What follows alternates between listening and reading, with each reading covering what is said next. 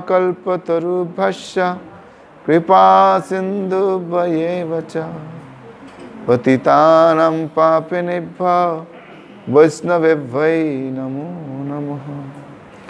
जय श्री कृष्ण चैतन्य प्रभु नित्यानंद श्री अद्वैत गदाधर शिवसति गौर भक्त वृंद। हरे कृष्ण कृष्ण कृष्ण हरे हरे, हरे राम राम राम हरे हरे। हरे कृष्ण। আজকে আমরা শ্রীমদ্ ভাগবত গীতা পাঠ করব, কারণ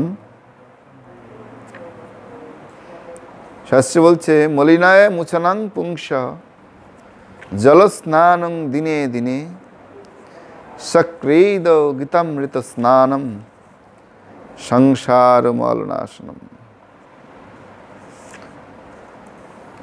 তো আমাদের শরীর যখন অপবিত্র হয় বা নোংরা হয় তখন কি হয়? তখন আমরা শরীরকে পরিষ্কার করার জন্য স্নান আদি করি। আর এরপরে যদি আমরা এই গীতার অমৃতে স্নান করি তাহলে আমাদের সংসার রূপ মল নাশ হয়ে যায়। বলতে পারেন যে সংসারটা কি মল? বলে হ্যাঁ। এটা কি ভালো? সংসারটা কি সুখের জায়গা? না না, এটা দুঃখালয়। আমার সচেতন দুঃখের জায়গা। সেজন্য এই সংসার রূপ মল নাশ করার জন্য এই গীতামৃতে স্নান করতে হবে। তো আজকে আমরা শ্রীমদ্ ভাগবত গীতার 2য় অধ্যায়ের 13 নম্বর শ্লোক পাঠ করব। সবাই আমার পিছে পিছে বলবেন। দেহিনা अस्मिन् যথা দেহে কৌমারম যৌবনম জরা তথা দেহান্তর প্রাপ্তি ধীরস্তত্র ন মুহ্যতি। দেহিনাস্মিন যথা দেহে কৌমারম যৌবনম জরা তথা দেহান্তর প্রাপ্তি ধীরস্তত্র ন মুহ্যতি। দেহির দেহ যেভাবে কৌমার, যৌবন এবং জরার মাধ্যমে তার রূপ পরিবর্তন করে চলে মৃত্যুকালে, তেমনি ওই দেহি বা আত্মা এক দেহ থেকে অন্য কোনো দেহে দেহান্তরিত হয়। স্থিতপ্রজ্ঞ পণ্ডিতেরা কখনোই এই পরিবর্তনে মুহ্যমান হন না। সবাই পিছিয়ে পিছিয়ে বলুন। দেহির দেহ যেভাবে কৌমার, যৌবন ও জরার মাধ্যমে তার রূপ পরিবর্তন করে চলে মৃত্যুকালে, তেমনি ওই দেহি এক দেহ থেকে অন্য কোনো দেহে দেহান্তরিত হয়। স্থিতপ্রজ্ঞ পণ্ডিতেরা কখনো এই পরিবর্তনে মুহ্যমান হন না। তাৎপর্য, যেখানে প্রত্যেকটি জীব হচ্ছে একটি স্বতন্ত্র আত্মা, কিন্তু প্রতিটি মুহূর্তেই প্রত্যেকেরই তার দেহ পরিবর্তন করে চলছে। তার ফলে কখনো সে শিশু, কখনো কিশোর, কখনো যুবক এবং কখনো বৃদ্ধ হয়। এইভাবে সে নানা রূপ ধারণ করে, কিন্তু জীবের প্রকৃত সত্তা আত্মার কোনো পরিবর্তন হয় না। একসময় দেহটি যখন অকেজো হয়ে যায় তখন আত্মা সেই দেহ ত্যাগ করে অন্য দেহ ধারণ করে। মৃত্যুর পর জড় এবং চিন্ময় আর একটি দেহ প্রাপ্ত হওয়া যখন অবশ্যম্ভাবী, তখন ভীষ্ম, দ্রোণাচার্য আদি আত্মীয় পরিজনের জন্য শোক করা অর্জুনের পক্ষে নিতান্তই নিরর্থক। বরং তাদের মৃত্যুর কথা ভেবে শোক করার পরিবর্তে তারা আনন্দিত হওয়া উচিত ছিল, কারণ মৃত্যু হলে তারা তাদের জরাগ্রস্ত বৃদ্ধ দেহ ত্যাগ করে নূতন দেহ প্রাপ্ত হবেন এবং নবশক্তি লাভ করবেন। পূর্বকৃত কর্মের ফল অনুসারে জীব নূতন দেহ প্রাপ্ত হয় এবং নানা রকম সুখ এবং দুঃখ ভোগ করে থাকে। তাই ভীষ্ম, দ্রোণের মতো মহাত্মারা যে দেহ ত্যাগের পর জড়জগতের বন্ধনমুক্ত হয়ে ভগবত ধাম বৈকুণ্ঠে ফিরে যাবেন, অর্থাৎ স্বর্গলোকে দিব্য দেহ প্রাপ্ত হয়ে নানা রকম সুখ ভোগ করবেন, সেই বিষয়ে কোনো সন্দেহ নেই। সুতরাং তাদের মৃত্যুতে শোক করার কোনো কারণ ছিল না। অজ্ঞানতিমিরান্ধস্য জ্ঞানাঞ্জন শলাকয়া চক্ষুরুন্মিলিতং যেন তস্मै শ্রী গুরুবে নমঃ।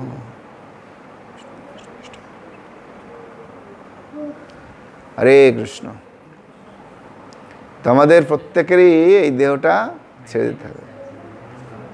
কেন কেন ছাড়বে দেহ? ছাড়বো না আমি। হ্যাঁ, আমাদের বাসনা এরকম। যেই ব্যক্তির মৃত্যু হয় তিনিও কি করেন জানেন? যখন তার মৃত্যু হয়, মৃত্যু হলে তার শরীর থেকে আত্মাটা বেরিয়ে যায়। বেরিয়ে যাওয়ার পরে বারবার সে চেষ্টা করে ওই শরীরের মধ্যে আবার প্রবেশ করার, কারণ দেহটা তার কাছে অত্যন্ত প্রিয় জিনিস। আমার না, সমস্ত জীবের তার দেহটা তার কাছে সবচেয়ে প্রিয়। হ্যাঁ, সবার, সমস্ত জীবের তার দেহ যে সেটা লাভ করে সেটার প্রতি তার অনেক প্রেম ভালোবাসা। কিন্তু প্রকৃতির নিয়ম আলাদা। এই দেহটা ছেড়ে আবার নূতন দেহ লাভ করতে হবে, নব উদ্যমে আবার চলতে হবে। এটা হচ্ছে আমাদের কাজ। কিন্তু অত্যন্ত আসক্তির ফলে আমরা কি করি? ওই দেহটাকেই বেশি ভালোবাসি। কিন্তু এই জগতে যতই আমরা ভালোবাসি, যতই যা কিছু করি, এই দেহ আমাদেরকে একদিন ছাড়তে হবেই। হ্যাঁ, সেজন্য যারা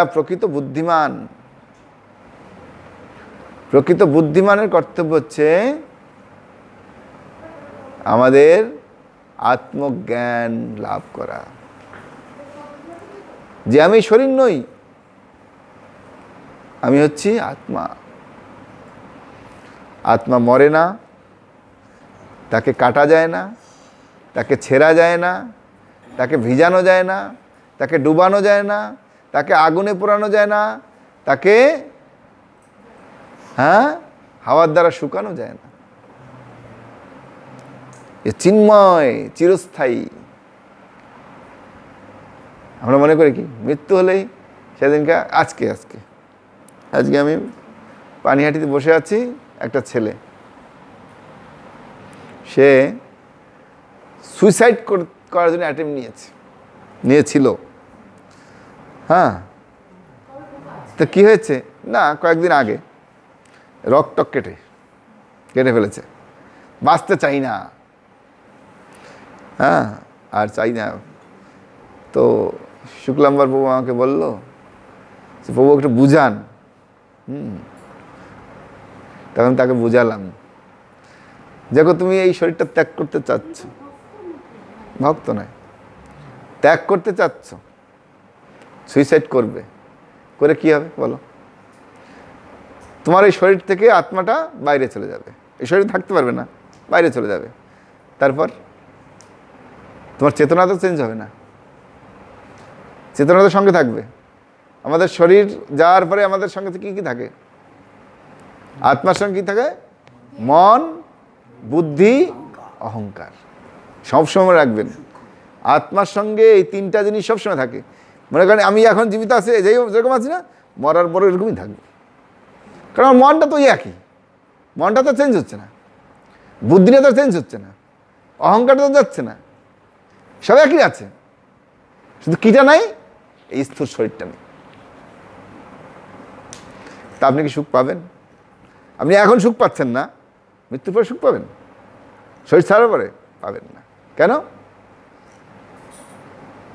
আরও আপনি কষ্টে থাকবেন। শাস্ত্র বলছে যারা সুইসাইড করে তাদের ভগবান শরীর দেয় না, এই প্রকৃতি দেবী তাকে শরীর দেয় না। কারণ একটা শরীর দিয়েছে তোমাকে, তুমি সেটা রাখতে পারো, নষ্ট করেছো, তোমাকে আর শরীর দেওয়া হবে না। তখন সে ভূত হয়ে গাছে গাছে ডালে ডালে শত শত বছর থাকে, শত শত বছর, 1, 2, 10 বছর না। তারপর কখনো যদি শিব ঠাকুরের দয়া হয় তার প্রতি, তাহলে তার দলে নাম লেখায়। আর শিব ঠাকুর কি করেন? প্রত্যেক দিন সকালে এবং সন্ধ্যায় এই 2 বেলা উনি বিচারণ করেন। হ্যাঁ, আর এই সকালে এবং সন্ধ্যায় যারা সঙ্গে লিপ্ত থাকে, স্ত্রী পুরুষ সঙ্গে থাকে, তাদের গর্ভে তাদেরকে পাঠায়। আর ওরা এই জগতে এসে উৎপাত মাচায়। বুঝতে পারছেন? এগুলো জানতে হবে, শাস্ত্রের কথা। এগুলো জানলে আমরা সঠিক সিদ্ধান্ত নিতে পারবো, সঠিক এই অনুযায়ী, সিচুয়েশন অনুযায়ী আমরা চলতে পারবো। আর না জানলে বোকার মতো। সেই জন্য শাস্ত্রজ্ঞান আমাদের খুব দরকার। তুমি বোঝালাম, তুমি কি করবে? এর চেয়ে করো ভগবানের আরাধনা করো। হ্যাঁ, বলে তারপর আমার মন যখন বিক্ষিপ্ত হয় তখন কী করবে? বলে গীতা পড়বে। গীতা আমাদের মন কন্ট্রোলের সবচেয়ে বড় মাধ্যম। হ্যাঁ, যখন আমাদের আত্মা উষ্ণুষ করে, আত্মায় বিভিন্ন রকমের সমস্যা, মানে আমাদের মানসিক অবস্থা খুব খারাপ হয়, ডিপ্রেশনে থাকি, তখন গীতা পড়া উচিত। গীতা হচ্ছে সহজ সমাধান। হ্যাঁ, দেখবেন, আপনারাও দেখবেন, কখনো যদি মনের খুব বিক্ষিপ্ত হয়ে গেছে, খুব খারাপ লাগছে, চারদিকে খুব সমস্যা, এই সেই, গীতা পড়বেন। গীতা পড়ার মধ্যে কী হবে? ওই সমস্যার সমস্ত সমাধান এই গীতায় আছে। সমস্ত সমস্যার সমাধান আপনি যেই পৃষ্ঠা পড়বেন ওইটার মধ্যে দেখবেন আপনার কথা লেখা আছে, আপনার কথা বলা আছে। হ্যাঁ, কারণ এটা সাধারণ গ্রন্থ নয়, এটা সাধারণ গ্রন্থ, এটা হচ্ছে দিব্য গ্রন্থ। এটা ভগবানের মুখনিসৃত বাণী। ভগবান এবং তার কথার, তার মধ্যে কোনো পার্থক্য নেই। ভগবানের মুখনিসৃত বাণী হচ্ছে শ্রীমদ্ ভগবদ গীতা। হ্যাঁ, সেজন্য ওকে বললাম, যখন তোমার মনটা খুব বিক্ষিপ্ত হবে তখন গীতা পড়বে। কারণ গীতার মাধ্যমেই আমাদের হৃদয়ে শান্তি আসে, শান্তি। গীতা হচ্ছে আমাদের জীবনের শান্তি দূত। সেজন্য শাস্ত্র বলছে, শঙ্করাচার্য বলছেন, একম শাস্ত্রম দেবকী পুত্র গীতম। একমাত্র শাস্ত্র এই জগতে, সেটা হচ্ছে দেবকী পুত্র। দেবকী পুত্রকে শ্রীকৃষ্ণের কথা এই গীতা। একো দেব দেবকী পুত্র এব, একমাত্র দেবতাকে কৃষ্ণ।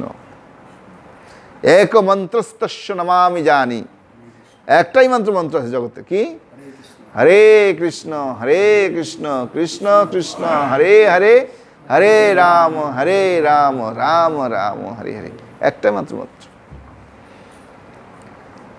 কর্মপেক্ষতস্য দেবস্য শিব। এই জন্য ভগবত ভক্তি ছাড়া এই জগতে আর কিছু নাই। হ্যাঁ, সেজন্য আমাদেরকে বলছে তাহলে ভক্তি করবো আর সব কিছু ছেড়ে দেবো, না না, ভগবান এটা বলেনি। ভগবান অর্জুনকে গীতার জ্ঞান কখন দিয়েছিল?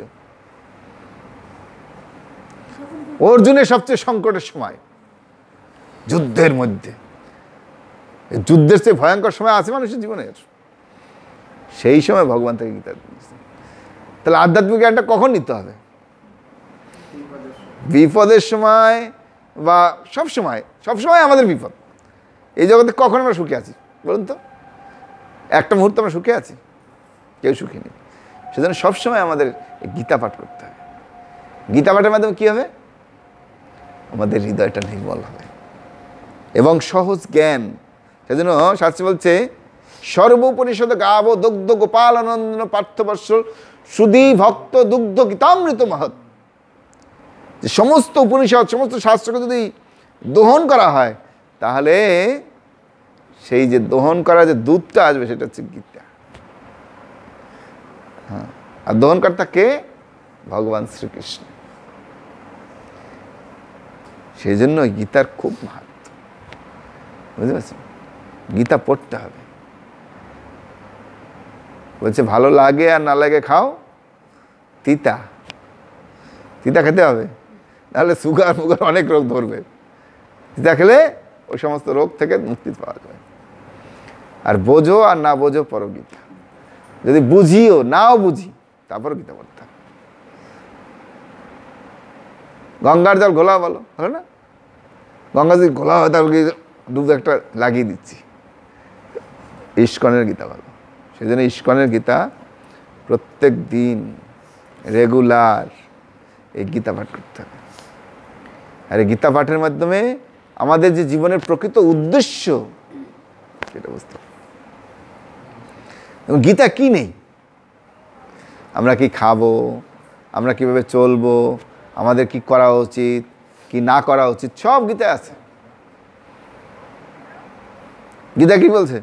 যজ্ঞ সৃষ্ট সিন সন্তম উচ্চান্তে সর্বকিল বিষয় ভুঞ্জাতে তে অঘং পাপাতে পতন্তে আত্মকারণাৎ।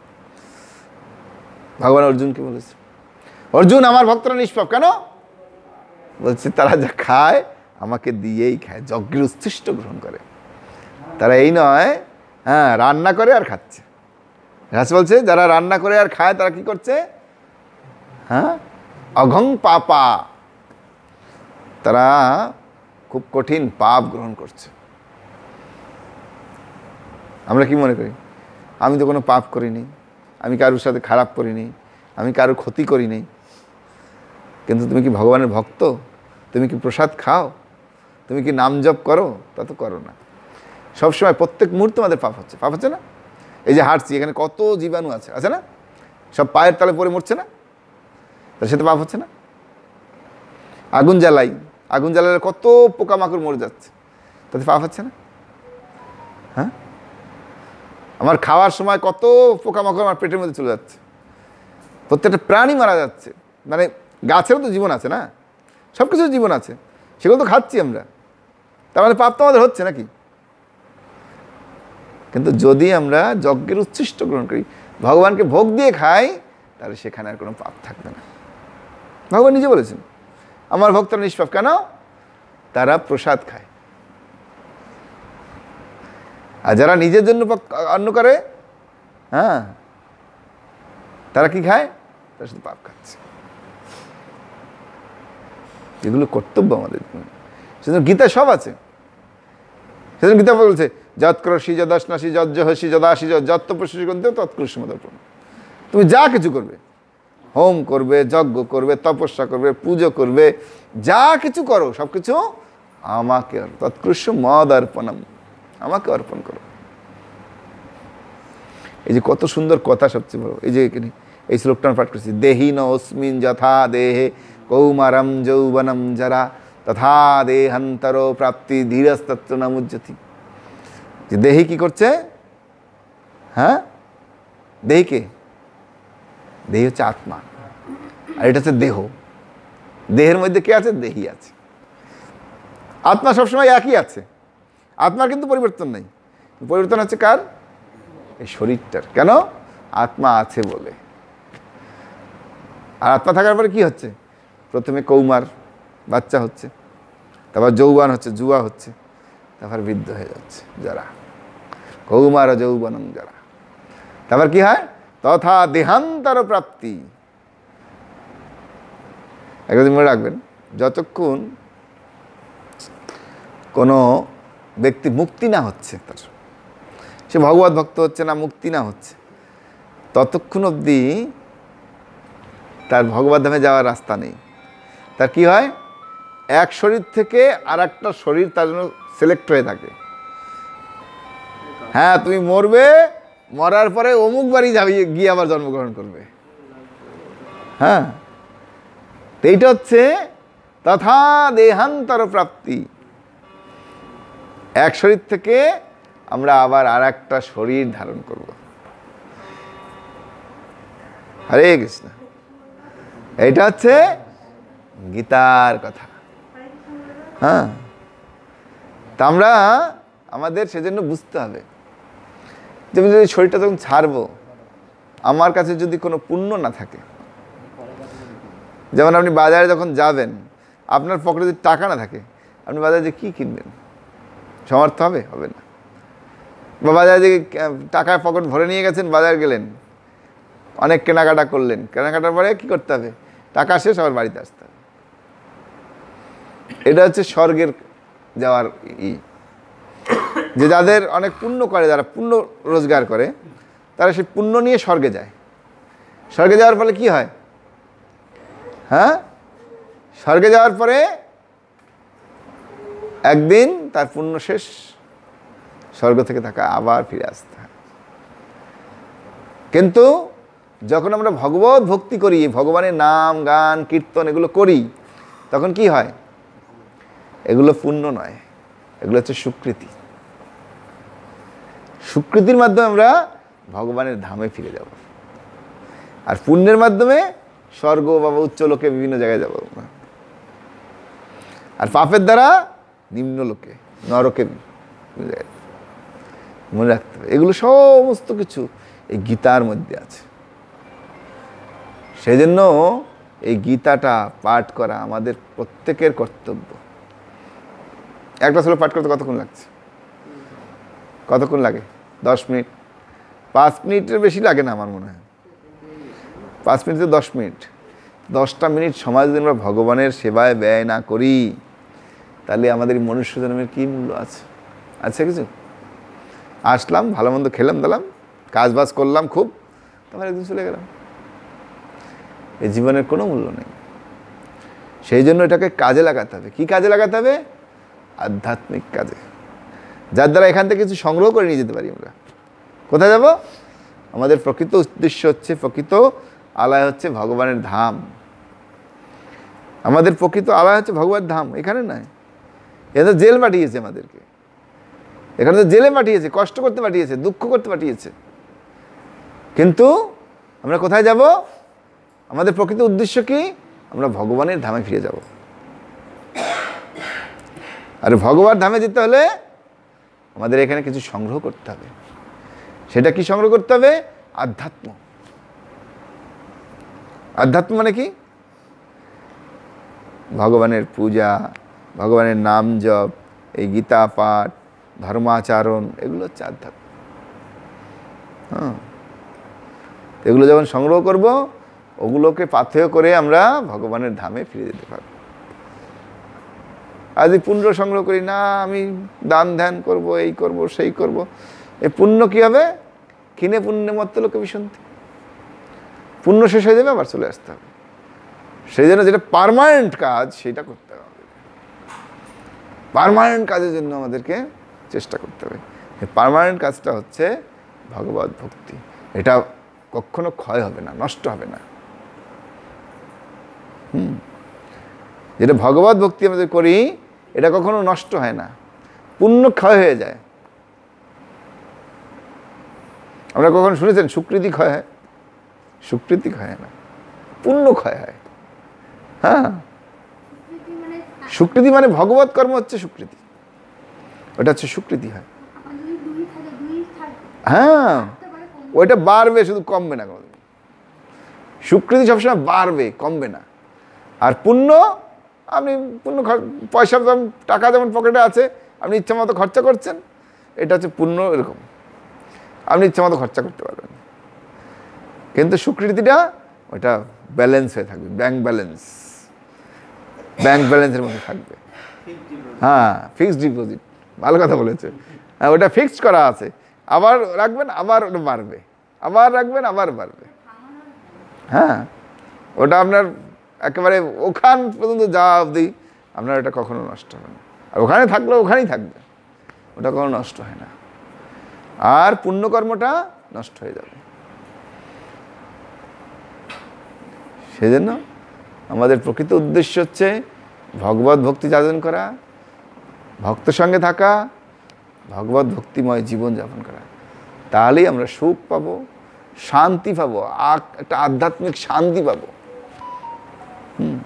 ভক্তদের একটা জিনিস দেখবেন, তারা কোনো ভীত নয়, তারা সবসময় আধ্যাত্মিক শান্তি নিয়ে আছে। হ্যাঁ, তারা সবসময় আনন্দে থাকে। আর যারা পাপ পুণ্য কর্ম করে তারা চিন্তা করে, তারা ভাবনায় থাকে। সেদিন দেখবেন জাগতিক মানুষের চেহারা একরকম, ভক্তদের চেহারা একরকম। কেন? তারা সবসময় ভগবানের চিন্তা করে।